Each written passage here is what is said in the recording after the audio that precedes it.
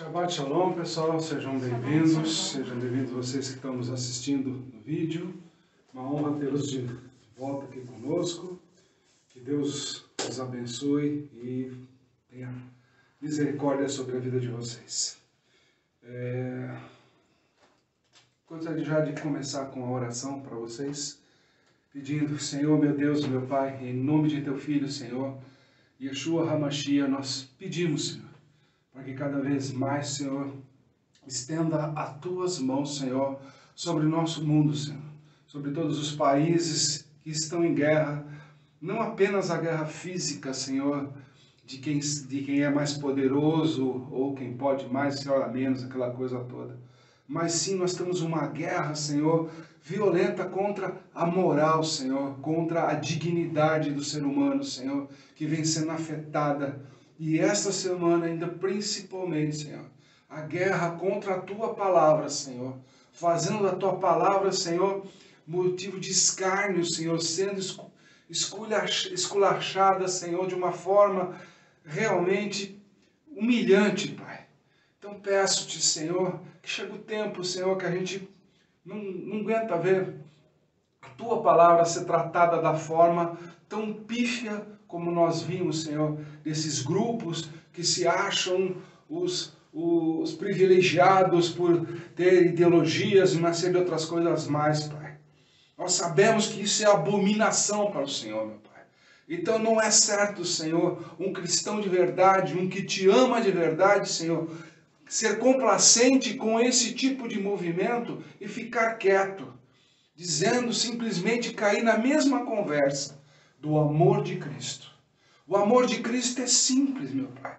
Ou obedece à lei, ou não tem amor de Cristo. O próprio Cristo me falou isso.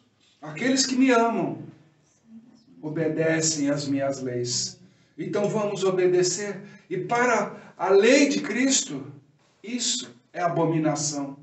Então sejamos realmente fortalecidos, Senhor, em nossas palavras, em nossas ações, em tudo que fazemos, Senhor, para de uma vez por todas arrancar esse mal, Senhor, que vem incrustando dentro da nossa sociedade, dentro das nossas casas, dentro das nossas famílias. São pessoas sem identidade, não é sem ideologia, é sem identidade, que não sabe que uma hora é isso, outra hora é aquilo. Isso é falta de identidade, meu Deus. E nós não podemos, como cristão, perder a nossa identidade simplesmente para agradar, Senhor. Isso não deve ser, Senhor, o tocante, Senhor, de um cristão. O cristão deve realmente ter postura e posição, como assim está colocado no 1 de Timóteo, Senhor. Deve ter postura, deve ser homem realmente íntegro, uma mulher íntegra, realmente devota a Ti, Senhor, que realmente entende, Senhor, o que é realmente abominação e aquilo que deve ser repreendido e afastado de uma vez por toda do seio não apenas pessoal e de sua própria família, mas de toda a sociedade. Porque todos nós somos um para o Senhor, meu Pai. Então precisamos realmente reagir a esse tipo de situação, mas somos fracos, Senhor, admitimos.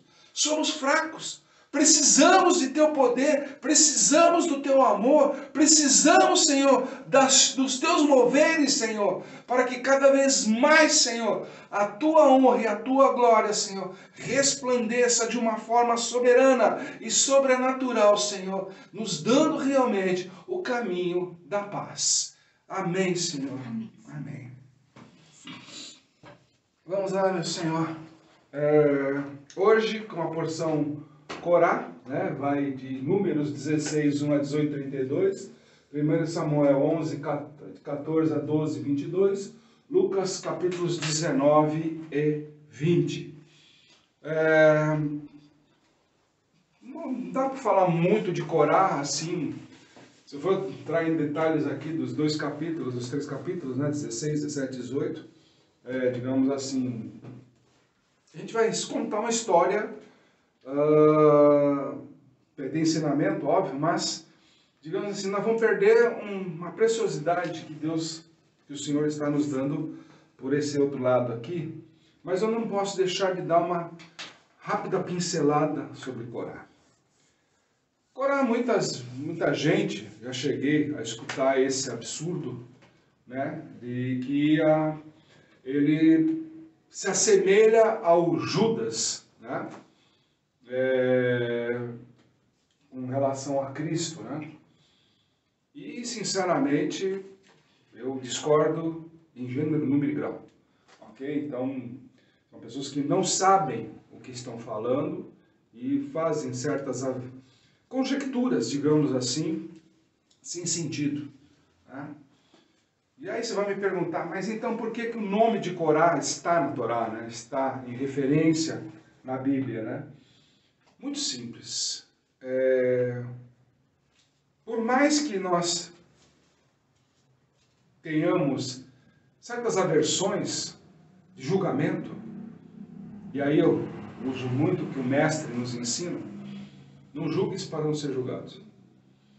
Então eu digo assim, Corá nos ensina, mas nos ensina muito profundamente de como devemos ser um bom cristão. Então Corá, fazendo uma rápida, quem é Corá? Corá é um descendente da tribo de Levi, assim como Moisés e Araão são primos, tá? Da tribo de Levi. Corá, ele era um daqueles capatazes do Egito que maltratava a sua própria tribo, seu próprio povo, tá? E vocês se lembram, quando não tinha tijolo, né, pronto, de acordo com aquelas primeiras pragas lá, né? Quem apanhava eram esses capatazes, tá? Então, Corá, ele foi um daqueles que apanhou, tá? Lá no Egito, aquela coisa toda. Só que chegou um tempo agora, no meio do deserto, devido ao relacionamento de Moisés com Deus e de Araão também, né, por ser irmão e também escolhido por Deus, Corá se enciumou, obviamente, né? Porque Corá queria o lugar de Moisés e, como não conseguiu, também pleiteou o lugar de Araão. Mas como tudo vem de acordo com os planos de Deus, ele acabou sendo realmente um levita fazendo o trabalho de tabernáculo conforme foi designado. Até aí, tá tranquilo.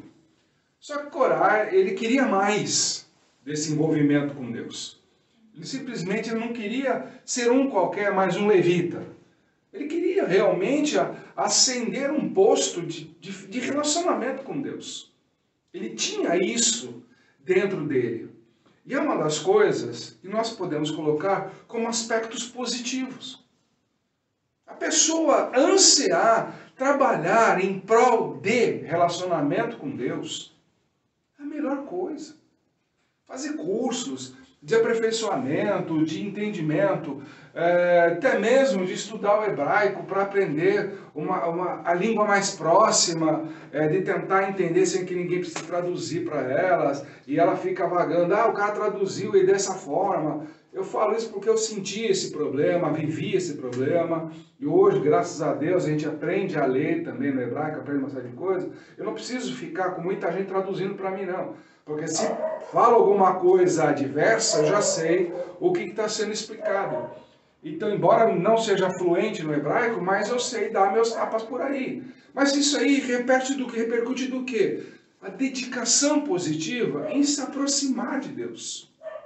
Em querer entender a palavra de Deus, em querer fazer a obra de Deus, né, buscar realmente de fato, é um aspecto positivo. Isso aí nós não podemos jamais desmerecer de qualquer pessoa. Sabe, que nem alguns amigos falam, o meu ministro lá na minha igreja não gosta que eu vá fazer curso lá na outra igreja, ou fazer curso de teologia, enfim, eu dou todo o apoio. Eu, pessoalmente, dou apoio. Se eu puder realmente ajudar, eu vou ajudar. Tá? Então, por quê? Demonstra que a pessoa ela quer se aproximar de Deus, ela quer ter conhecimento de Deus, ela quer realmente se envolver com Deus. Sabemos que existem cursos porcos por aí, que é somente para faturamento, para enganar pessoas, ou dar diploma e depois abandona. Nós já sabemos de tudo isso daí. Mas se o Senhor toca na pessoa, incentivando ela para que ela faça, quem sou eu para desestimular a obra que Deus está começando na vida daquela pessoa? Pelo contrário, eu tenho que ser aquele que incentiva, aquele que realmente você quer fazer, é o que realmente você acha que vai atingir Deus. Nós sabemos que não é muito bem dessa forma, mas se você quer ter mais segurança, digamos assim, faça, sem problema nenhum. Ok? Esses são os aspectos positivos. Em contrapartida, tem o ponto negativo. Qual é esse ponto negativo? É não... Como é que se diz? Nós usamos, quando nós colocamos assim, o ponto positivo é a ideologia de se aproximar de Deus. O ponto negativo é a metodologia. Por exemplo, Corá. Ele usou de querer fazer uma revolta com um pouco mais de 250 pessoas. Pra você ter uma ideia. Afrontar Moisés, que comandava um acampamento de 600 mil pessoas, junto com seu irmão Araão, mas Josué e tudo mais, todo mundo, havia uma hierarquia, precisa ter uma hierarquia para ter comando. Se você pegar a Bíblia lá, no próprio ensinamento de Êxodo, capítulo 19, quando Jetro fala para Moisés, forme os líderes de 100, de 1000, de 50, e assim, todo mundo já sabe lá. Então, ou seja, precisa ter uma certa hierarquia, para que realmente o quê? Se administre como um todo. Ok?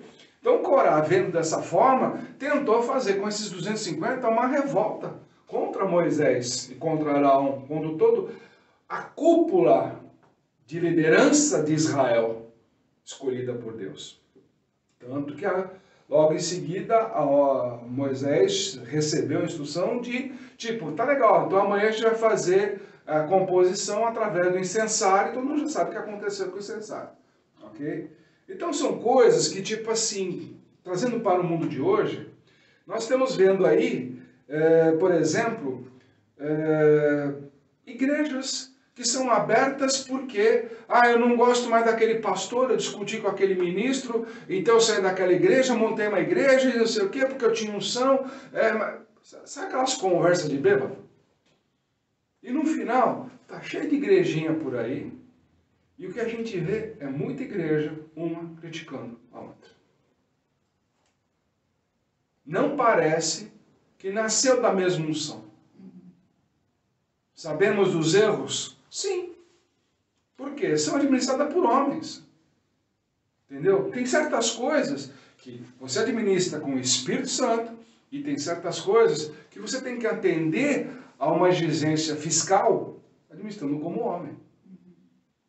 Muitas vezes as pessoas não entendem desse tipo de coisa e acham que é só Deus ali na espiritualidade, né? Deus manda em tudo, mas ali é só espiritualidade, ponto, acabou e fim de papo. Não.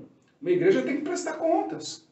Tem que ter um contador, tem que fazer a prestação de contas do seu movimento econômico, tem que fazer declaração de imposto de renda, tem toda uma série de situações, afinal de contas ela é uma empresa. Perante a lei dos homens, uma igreja tem CNPJ. Portanto, tem todas as obrigações de uma empresa. Então, muitas vezes você tem que administrar esse pedaço como homem, mas 90% é espiritual. É com Deus ali, a atividade e tudo mais. Ok? Então, esse tipo de administração ela é especial. Só que a visão de Corá é como de muitos pastores que de repente, não concordo com a visão daquele pastor, daquele bispo, daquele apóstolo, então eu vou para outra igreja, aquela coisa toda. Esse é o verdadeiro espírito de Corá, que a gente fala. A parte negativa. Porque ele não aceita a metodologia que está sendo colocada para ele de crescimento. Ele se acha que está sendo muito humilhado e tudo mais, porque ele é uma figura importante, afinal de contas agora ele é um ministro, aquela coisa toda. Você quer ver uma outra situação? Por exemplo, eu conheço ministros que praticamente detonaram a sua própria família, esposa, filhos, aquela coisa toda, atrás de uma unção ministerial. Hoje, não vou nem na igreja. Não vão nem na igreja. E quando vão, é para ser recebido como, o tal. Porque se não for, não aparece. Existem muitos, mas muitos casos iguais a esse.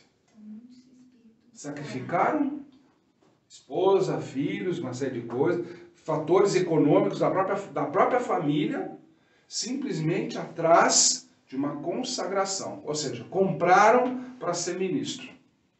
Não veio de uma forma natural.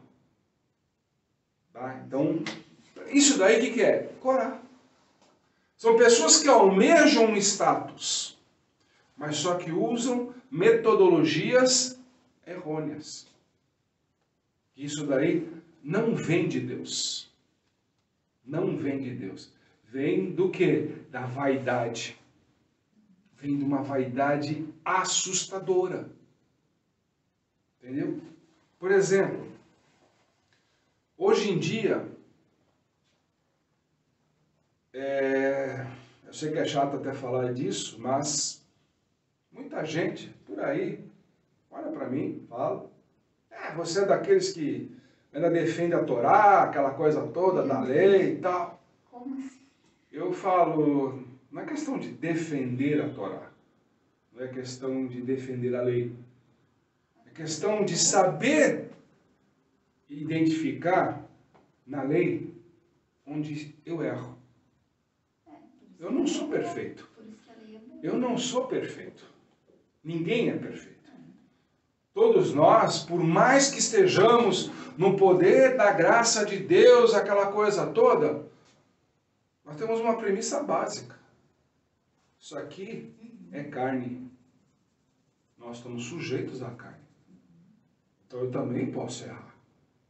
Então, a lei de Deus me ajuda. Não é que eu sou obrigado a andar em cima dela, como ela está escrita, linearmente dizendo, mas é que eu tenho que olhar aquilo que Cristo me ensinou, como é que eu tenho que avaliar o que está escrito. Não foi assim que ele ensinou aos doutores da lei, aos sabedores do todo conhecimento e tudo mais? Então, isso tudo nós temos que aprender hoje em dia a andar dessa forma. Por que eu digo isso? Tem muita gente por aí que fala, eu estou na graça, eu estou na graça, eu estou na graça. E o que faz de desgraça por aí é uma festa. É uma festa. E aí, essa semana, nas minhas meditações e tudo mais, que eu estava nesse momento desenvolvendo por aí, né, no momento que eu tive, da visão, onde Paulo me leva ao famoso espinho na carne. E aí a gente reflete. Está em 2 Coríntios capítulo 12. Ele dá uma puxada de orelha na turma, né, de Coríntios, e ao mesmo tempo ele se coloca como exemplo. Cara, eu ensinei vocês como faz isso. Olha só. Por mais que eu tenha subido, conversado com Deus, tenha capacitado por Deus e tudo mais, eu tenho um cara me vigiando. É o adversário. E como nós sabemos, a vaidade de Paulo era extremamente alta. Nós sabemos disso. E a nossa vaidade também é alta. O mundo vem cada vez mais exacerbando em nós o poder da vaidade. Porque você agora é o chefe, porque agora você é o diretor, porque agora você é o presidente, porque você agora é o secretário, porque os cargos são vaidade. Se você consegue um veículo novo, por exemplo, mesmo que seja financiado, né? Bonito e tal, aquele negócio todo, a primeira amostragem que você dá para as pessoas mais próximas, Oh! Lá vem a vaidade. Lá vem o orgulho. Lá vem... Ah, mas apóstolo, então eu não vou ter orgulho daquilo que eu tenho? Claro, mas não de forma a que ela te afete e te prejudique. Porque o mundo vai te levantar para te derrubar. Então, o que acontece? Quando a gente começa a analisar essas pessoas que falam que estão na graça, que a lei caducou, esses são os que a colocam em prática. Estou na graça, mas a lei caducou. Eu sempre pergunto e coloco ele para eles. Eu falei assim, se a lei caducou, então por que Cristo diz? Aquele me ama, segue as minhas leis. Se todas as leis dele, segundo está escrito em Marcos capítulo 12, o resumo da Torá é amar a Deus sobre todas as coisas e ao próximo como a ti mesmo. Ou seja, eu tenho tudo aquilo que está escrito em 5 livros, resumido naquela frase. Então como? Em que consciência eu digo que isso aqui aboliu? Como? Primeira questão. Voltando a Paulo no 2 Coríntios, ele mesmo diz que, tipo, eu tive conhecimento de Cristo. Cristo me abençoou. Mas cada vez que eu andava, quando vinha a minha vaidade, o espinho me punia. Quem é o espinho que punia? O adversário. Tinha autorização para tal. Ele teve autorização. Ah, mas o demônio está amarrado, aquela conversa toda. Filho, vocês estão errados. Estão errados. Satanás, ele obedece a Deus. Ele obedece a Deus. Ele faz o que Deus manda. Ele faz, não tem esse negócio, está amarrado, isso está aqui. Isso é conversa de bêbado. Não, mas você está maluco. Então vamos ler o livro de Jó? Para quem Deus pergunta que se estava dando volta no mundo? Quem Deus permite que faça aquilo que fez com Jó? Quem disse que você que mesmo que acha que está na graça, não vai sofrer o espinho de Satanás? Quem de sã consciência, se o próprio apóstolo Paulo diz que existe isso. Então não vem me dizer que a lei caducou, que você não sabe onde você erra, então você não pode estar na graça. Porque a graça ela é perfeita. E nós, como seres humanos, carne, nós não somos perfeitos. O único perfeito deu a vida por nós. Deu a vida por nós. Então nós não podemos ser nécios de falar que a lei acabou. Porque senão eu estou negando a Cristo. Eu estou negando a tudo aquilo que Ele nos ensina. Tudo aquilo que Ele fala para nós. Para que realmente prosperemos na boa obra sempre. Então é isso que nós temos que tomar cuidados. E nesse caminho aqui, Cristo nos alerta. Por exemplo, aqui, ó, logo de cara, ele vai falar com Zaqueu. Todo mundo conhece Zaqueu, baixinho, cobrador de imposto, aquele negócio todo, perigo. O que é o cobrador de imposto? É o Corá da época. É o capataz. Ele é um judeu, né? Um hebreu, cobrando dos hebreus. César fez isso. Roma fez isso. Quem ele colocou para cobrar os impostos? Os próprios hebreus. Deu casa, né? Status, aquela coisa toda. Como Corá. Corá também tinha os mesmos status no Egito. Zaqueu era a mesma coisa. Um cobrador de impostos. Como Mateus. Tinha a mesma formatação. Roma e Egito são iguais para Israel. Não tem diferença. Só que lá eram capatazes. em Israel era cobrador de imposto. Então são as mesmas situações. Então Zaqueu, ele era um cobrador de imposto, tinha que realmente sacrificar o povo, porque ele tinha compromissos com Roma. Mas aí nós temos duas situações muito claras nessa passagem. Zaqueu sobe na figueira. Na figueira. Todos nós lembramos da figueira seca.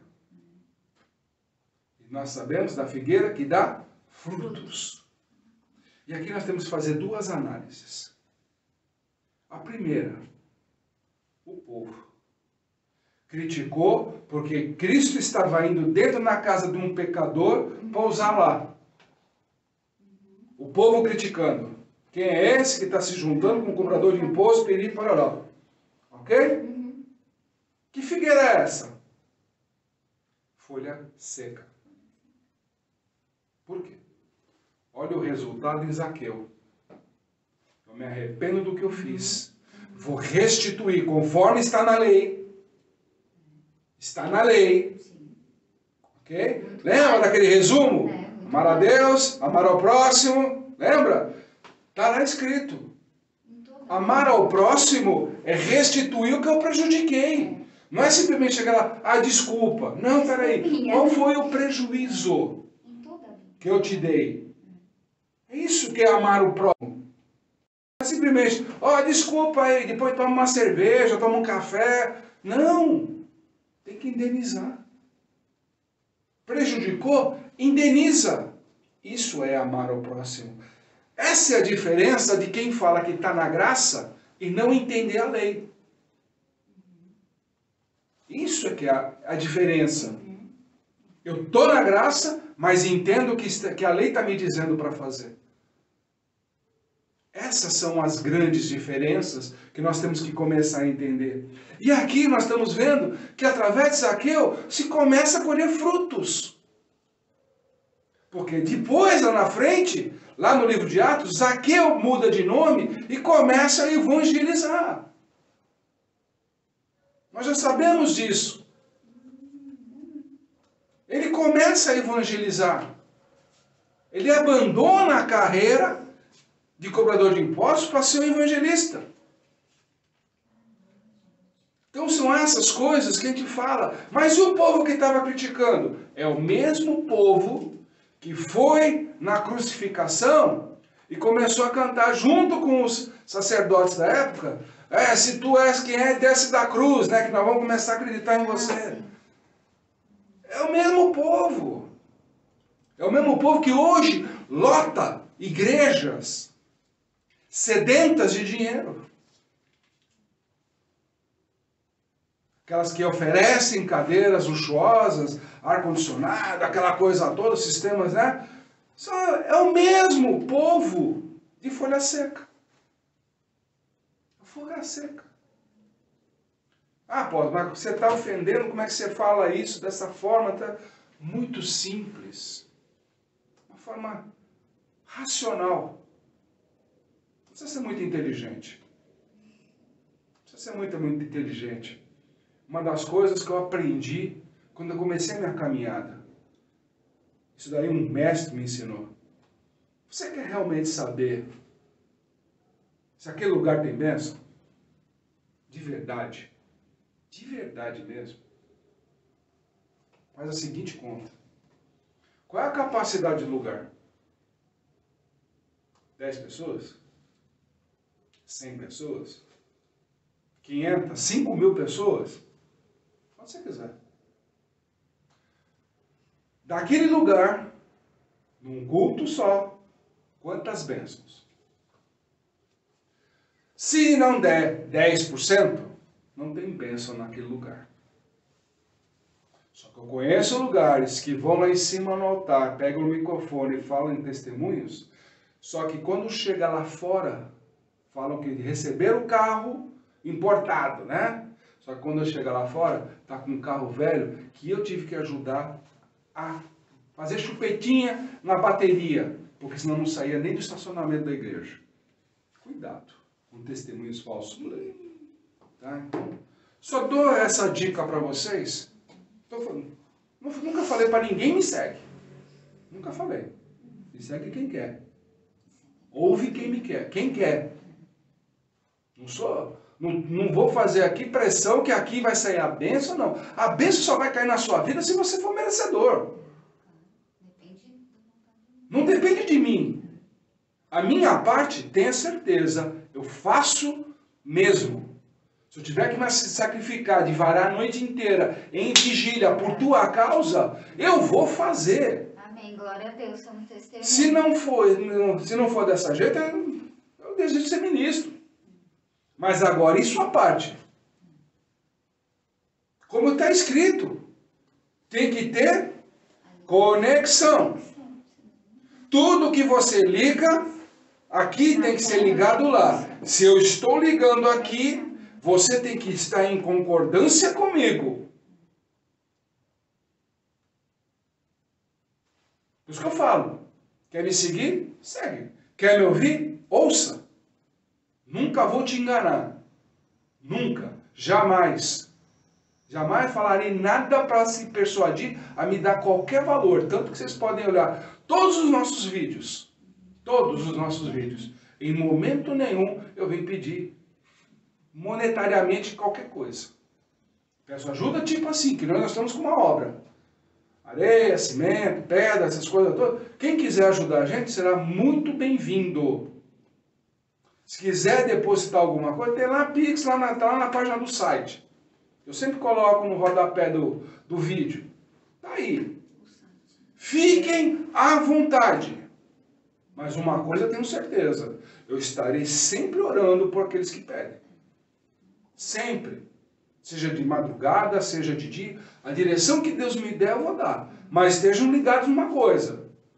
Em concordância, se pedirem, estejam em concordância comigo, porque eu vou me matar por você. Isso daí é fato. Todos que me conhecem sabem disso. Sabem disso. Então, aí é a prova. Os outros, eu já vi gente subir aí em monte, aquele negócio todo, e fazendo filmagem. Tirando foto, uma série de coisas. Subiu um monte, aquele negócio todo.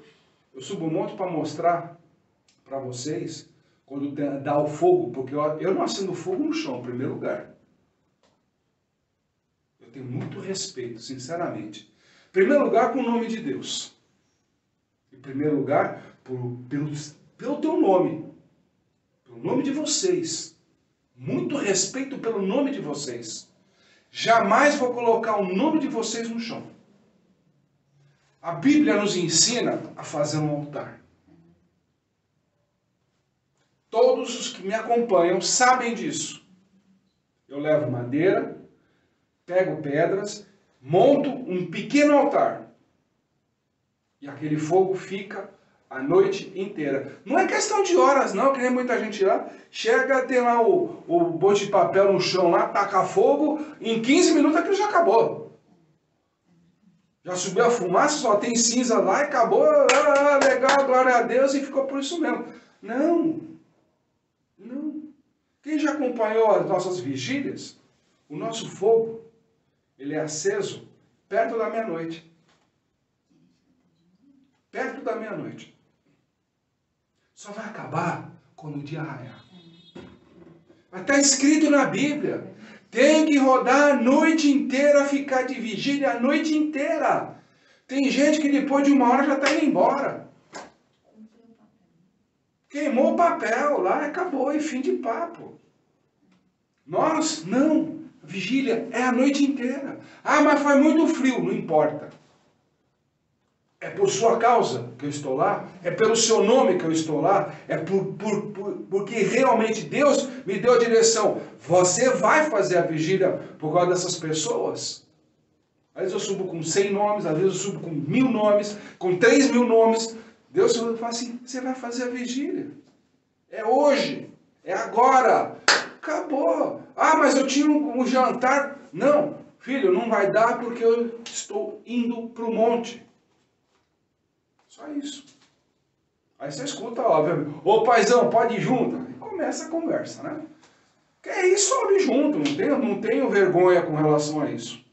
Quem já acompanha a gente já sabe muito bem como é que funciona isso. Sabe que eu vou para lá e é oração. Eu não vou para bater papo, para ficar tocando instrumento, nada disso. É para fazer a coisa certa. Orar por quem precisa, de fato. E olha que a penca de testemunho que a gente desce daquele monte não é fácil. Não é fácil. Que nem muita igreja grande conseguiu até hoje. Tá? Pela quantidade que nós levamos lá para cima. E quando nós voltamos, no dia, aquela semana, um mês ali, é só testemunho. Até hoje nunca falhou isso e Deus nunca nos abandonou. E não vai ser a partir de agora que Ele vai começar a deixar a gente para trás. Tá? Então, fique aí a nossa dica. Ok? Uma das coisas que muita gente coloca aqui com a função de Cristo, que o Filho do Homem veio buscar e salvar aquele que estava perdido. Ok? Normalmente todo mundo fala das 99 ovelhas, a que estava perdida e tudo mais. Ok? Uma das coisas que nós podemos colocar é Corá. Corá é uma ovelha perdida. Judas é uma ovelha perdida. Por isso que não há repreensão de Cristo com relação à atitude deles. Por quê? São ovelhas perdidas que se desgarraram. Se a gente olhar, Corá estava atrás de status. Judas atrás de status. A parábola do filho pródigo, ele estava o quê? Atrás de riquezas do mundo. Status. Hoje, muita igreja pega o quê? Riquezas. Ok? E o próprio Cristo fala, você é rico? Aproveite nesse mundo. Porque no mundo futuro, você já teve seu galardão aqui. Então, cuidado com essas promessas de prosperidade, que você vai ser rico, que é isso, que é aquilo, que o negócio é riqueza, porque estão te enganando. Eu gosto muito de usar o livro de Provérbios 30. Não me dá nem a riqueza e nem a pobreza. E dá o suficiente para que eu não possa negar a Deus, nem roubar e nem esquecê-lo. Capítulo 30 de Provérbios dá um grande ensinamento para a gente. Então peço a vocês, realmente, quando for pedir, não peça o carro do ano. Não vá nessas igrejas que falam, você vai ficar rico se você não sair daqui rico, não precisa mais vir na igreja. Olha o perigo. Olha o perigo dessa declaração. Eu não sou mais seu pastor. Sabe essas coisas idiotas? Cara, e tem gente que acredita nisso. Se você ouve uma coisa dessa, tenha certeza, não vem de Deus. Não vem de Deus. Como, usando esse exemplo das ovelhas perdidas, um pastor de sã consciência, ungido e com o Espírito Santo, chega, se você não ficar rico, não apareça nunca mais aqui. Você pode ir para outra igreja. Que isso? Ali não tem Deus para honrar a palavra, por acaso? Ou esse altar é de mentira? Se não acontecer na sua vida, então o altar é mentiroso. É isso? E a gente sabe quem é o pai da mentira. Então quem habita nesse altar para te fazer esse desafio? Como assim? Não sou mais o seu pastor. Espera aí. Quem concede a ovelha para o rebanho? Quem é? Deus. Você está negando o seu rebanho, pastor? Por acaso? próprio Cristo falou assim, esse é o rebanho que Deus me confiou. Muito mais virão. Ele não descartou nenhuma.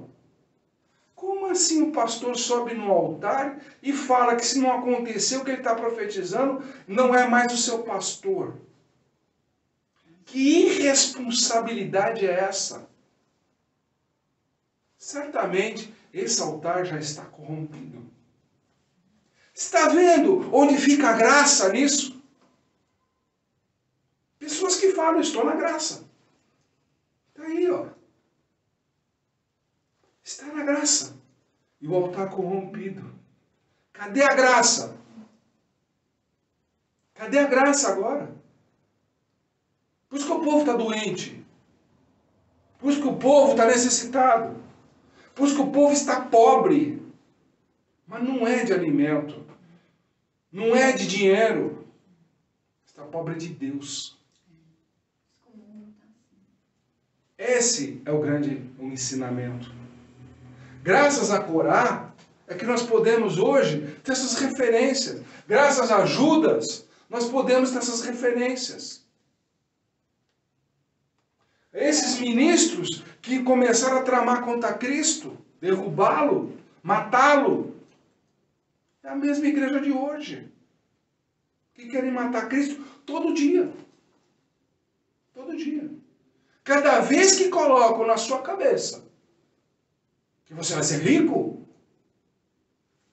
estão desviando dos ensinamentos de Cristo.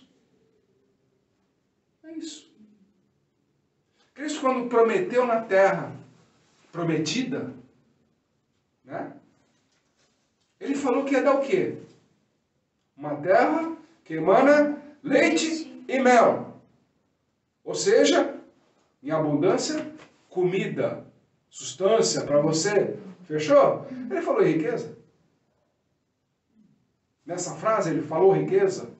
A promessa de sair do Egito e entrar em Israel era essa. Terra que emana leite e mel. E quando chegaram lá, era aqueles cachos de uva que precisaria 2 pessoas para carregar. Ou seja, fome vocês não vão passar. E hoje o que acontece no mundo? Fome.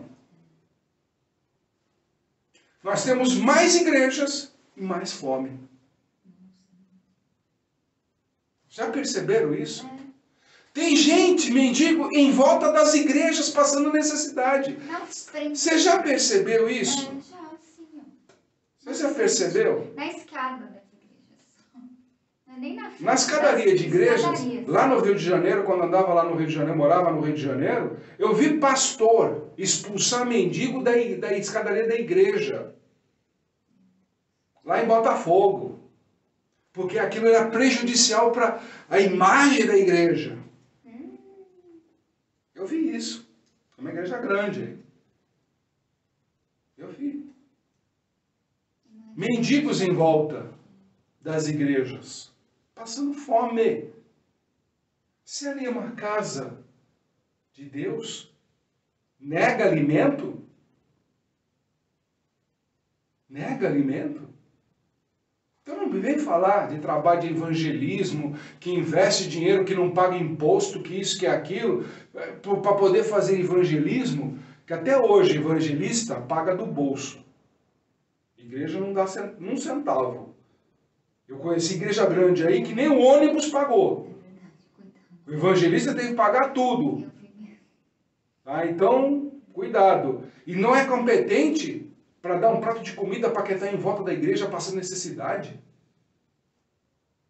Mas o pastor está andando de helicóptero.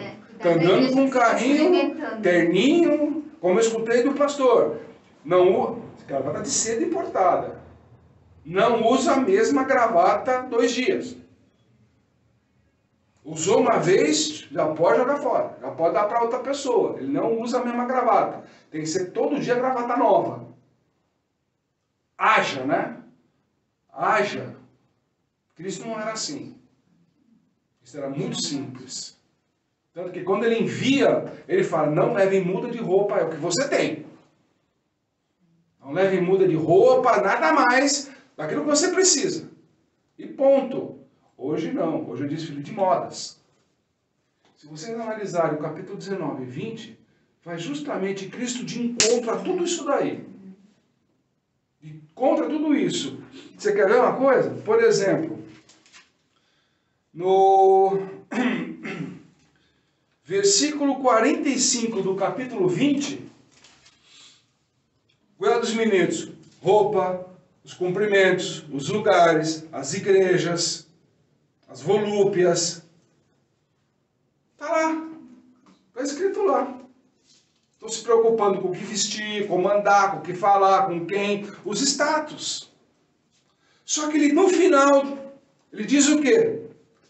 A punição será rigorosa. Então, não fique batendo palminha para esses ministros que ficam entrando, parecendo a pregação dele parece um show. Ele entra com uma roupa, no meio do show daqui a pouco vai tocar um louvor, já troca de roupa, já troca o sapato, troca isso, troca... porque o cara suou, o cara não pode suar, já tem lenço, escrito apóstolo, pastor, fazendo propaganda, né? Porque é assim mesmo. Entendeu? Já tem disso, aquele famoso, né? Bagunceira. Então nós temos aí muito que aprender. Nós temos muito que aprender. Realmente, a humildade. Realmente, a humildade. Como Cristo andava. A imagem e semelhança de Cristo é a simplicidade, é a humildade. Tá? Então, por exemplo, como a gente olha no capítulo 19, no versículo 11, ele vai falar justamente de uma parábola da vinha, né? do dono, do rei, né?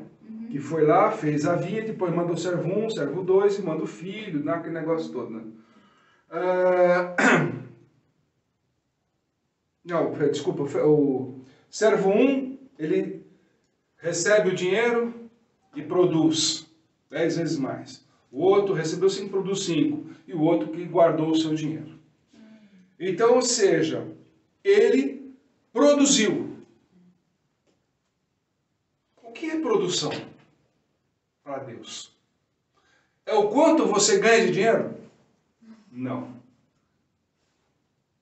Qual é o ouro de Deus? Certamente não está em banco nenhum. Certamente não está em banco nenhum. Glória a Deus que não está.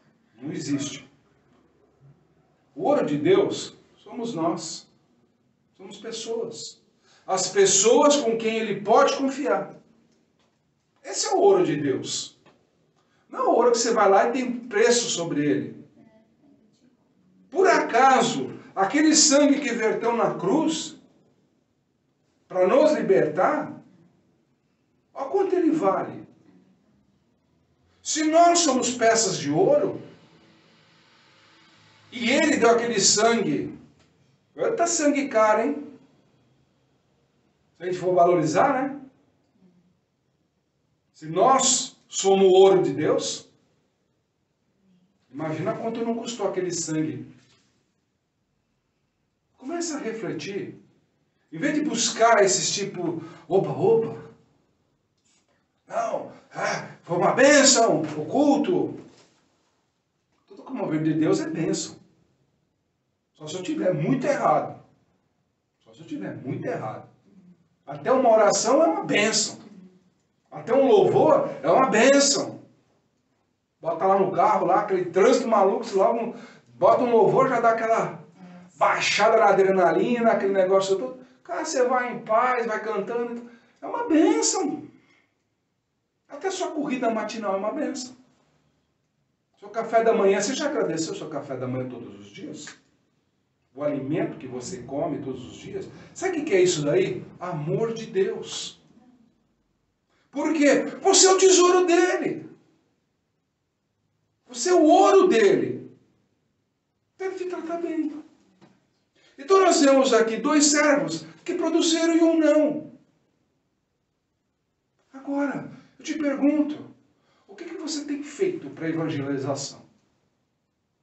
De fazer com que, por exemplo, esse pessoal da sopinha de letras humilhando os cristãos por aí, humilhando o evangelho de Deus, o que você tem feito para converter eles? Ah, não, o amor de Cristo, a gente vai lá conversar e apresentar. Filho, eles vão entrar no ouvido, sair no outro e dar risada na sua cara. Eu quero saber, você tem o poder do Espírito Santo de verdade? Tu vai botar a mão nele lá e ele vai ser convertido na hora. Já que você fala tanto do poder de Deus. Mas se for na igreja, lá eu não vou porque... Suas desculpas. Mas se na igreja falar que hoje é o dia de você ficar rico, você é o primeiro da carteirinha lá. Hoje você vai arrumar um emprego, você está lá na frente, lá na igreja. Hoje é o culto do emprego, hoje é o culto do... Olha, pessoal, vamos falar sério. Vamos falar sério, vai. Parar com esses tipos de moveres aí que não dá legado nenhum para ninguém, né? Mesma coisa que nem o próprio Cristo fala aí no versículo 45, 19 aí. Ali é uma casa de oração e não covil de ladrão. O que significa isso? O que é uma casa de oração? Uma casa envolvida em ajudar o próximo. E não explorar pessoas. Não explorar pessoas. Que de 5 em 5 minutos fica lá passando envelope, fica lá, olha, nós estamos com uma obra gigantesca e não sei o quê, e é para a obra de Deus. Já perceberam que tudo é obra de Deus? E a única coisa que fica chique é o ministro. Tem maquininha, né? Passa a maquininha. Passa lá a maquininha toda hora, aquela coisa toda, fica assim, pessoal. É o Espírito Santo que toca. Cara, mas... E outra, pregação, ensinamento, não dá meia hora. Não dá meia hora. Porque o resto, ou fica no falando que fala em língua, não fala nada. Não fala nada. E não tem quem traduza, não tem, né? não obedece a orientação de 1 Coríntios capítulo 13, não segue, tem que ter quem traduza, não pode ser ele mesmo falando e traduzindo, não pode. Está vendo como se quebram regras de Cristo? Está vendo como se quebram regras? Só para atender o quê?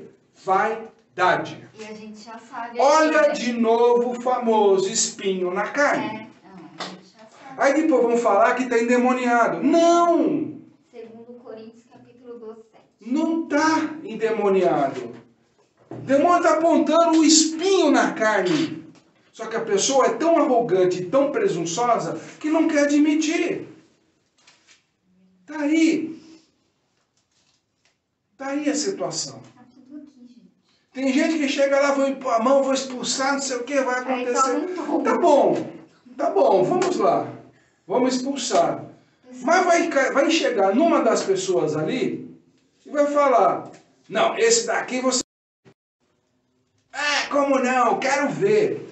O que eu já vi de pastor quebrar a cara Tem uns que vão puxando. por causa disso. Não, porque demora que isso aqui... Como eu falei, tem certas pessoas, o próprio Deus Deixa fala pro adversário. pro adversário. Né? Vai lá. Vai lá. E quem é você que acha que tem autoridade como ministro de chegar lá e desobedecer a ordem de Deus? É mesmo, tá aqui, ó. Se nem Satã desobedece. Quem é você? Porque você está no poder da graça? Vai ter graça lá, Aqui, ó. lá no inferno, né, filho? A minha graça é suficiente para você, porque meu poder é aperfeiçoado na fraqueza. Está aí. Tá aí. Você tem que se tornar fraco. Fraco. Você tá cheio, gente. E não arrogante, não presunçoso, não metido, como no capítulo 45 aqui que acabamos de falar, metido com os políticos, metido com isso, com aquilo outro. Fama, pô, o cara anda com aquele. Isso daí, filho. É verdade. Vaidade. Já sabe aqui, ó. Vaidade. Sabe o que você está fazendo? Afugentando as pessoas da palavra de Deus. Você acha que está agindo como Deus. Pelo contrário, você está agindo justamente como um adversário de Deus. Esse é o problema. Só que você está levando pessoas para o mesmo lugar, o abismo. O abismo. Um campo de trevas. Escondendo a verdadeira luz dessas pessoas. Aqui, Cristo nos dá uma tremenda aula. Para justamente nós começarmos a o quê? A encolher. Encolher. Porque chegou o tempo das trevas. Chegou o tempo das trevas. E não adianta ministrinho profetizar por aí, aquele negócio todo, porque, sinceramente, eu posso dizer que nessas 2 últimas semanas, as provações que eu passei e as meditações que Deus me favoreceu nesse meio de caminho, profeta nesse tempo, são muito poucos. Muito, mas muito poucos. Espalhados pelo mundo, pra você ter uma ideia. Se já são poucos espalhados pelo mundo, ou seja, vai ser raro encontrar. Profetada, tá cheio. Profetada tá cheio. Pessoas que usam o programa de neurolinguística para enganar o povo, isso tem a milhões. Inclusive tem até escolinha para isso. Quem quiser fazer, à vontade. Mas isso é o que Deus quer? Aqui é uma palavra verdadeira. De Deus. Que vem verdadeiramente ensinando o que Ele nos ensina. Não sou mais, não sou menos que ninguém. Somos, como Ele mesmo gosta de falar, somos uma contagem. Eu sou um número para Deus, assim como vocês e quem está nos assistindo. Somos um número para Deus. E todos juntos, sim, nos tornamos. Eu de todo o coração espero encontrá-los e ser também merecedor de estar na vida eterna. Como ele mesmo ensina aqui quando perguntam para ele sobre aquele exemplo, né? Se a mulher está aqui, casa com o irmão, tal, aí então que é os 7 irmãos que ela tem que casar segundo a tradição, a lei, né? De quem ela vai ser esposa? Ninguém. Ele é muito claro na palavra que ele diz. Os filhos da ressurreição não se dão em casamento. Fica a pergunta para você. Você será um filho da ressurreição? É verdade? Senhor, meu Deus, meu Pai, em nome de Teu Filho, nós Te agradecemos pelos Teus ensinamentos, pela Tua boa obra, Senhor, e por tudo aquilo que o Senhor nos favorece, Senhor.